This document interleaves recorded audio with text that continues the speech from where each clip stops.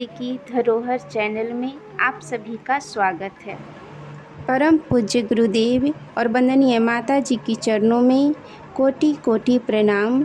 आप सभी को प्रणाम।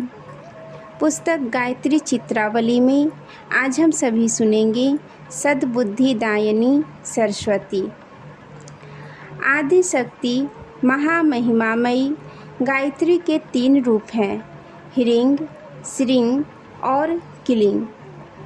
ह्रीं कहते हैं सरस्वती को, श्री कहते हैं लक्ष्मी को और क्लीं कहते हैं काली को। सबसे प्रथम और सबसे प्रधान ह्रीं है।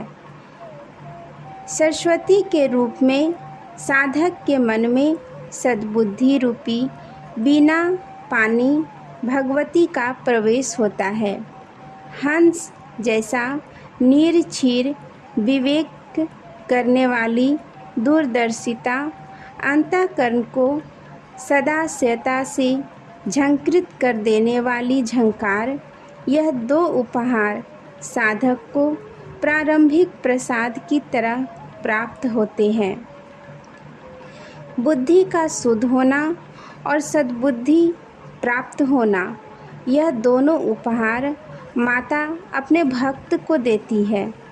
बुद्धि में जो मलिनता, चंचलता, अस्वस्थता भरी रहती है, उसके कारण मस्तिष्क निर्बल होता है और स्मरण शक्ति की कमी, तीक्ष्ण चेतना का अभाव, मोटी अकल, देर से समझ आना, अधिक समय तक कोई बात याद न रहना, बौद्धिक बात करने में मस्तिष्क थक जाना आदि विकार उत्पन्न हो जाते हैं, जिनके कारण कई कार्य ऐसे हैं जिनमें सफलता का मार्ग रुक जाता है।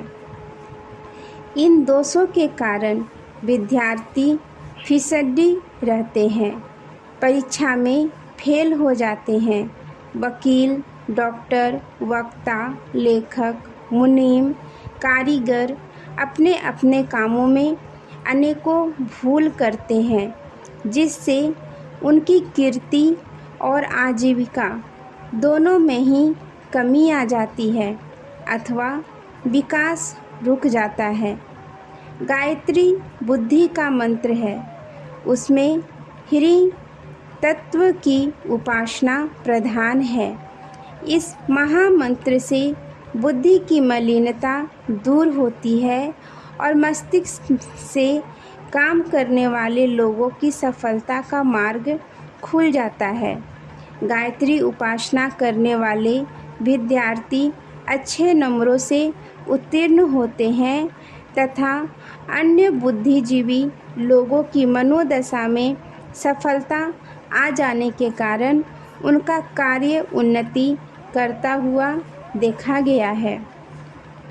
मस्तिष्क में बल आने से अनेकों मानसिक रोगों को अपने आप अच्छा होते देखा गया है। सिर दर्द, आधा शीशी, पागलपन, भूतोन्माद, विक्षिप्तता, सनक, दुःस्वप्न, डर लगना, मृगी, मूर्छा आदि में गायत्री उपासना से आशाजनक लाभ होता है। सद्बुद्धि का संबंध सद्गुणों से है।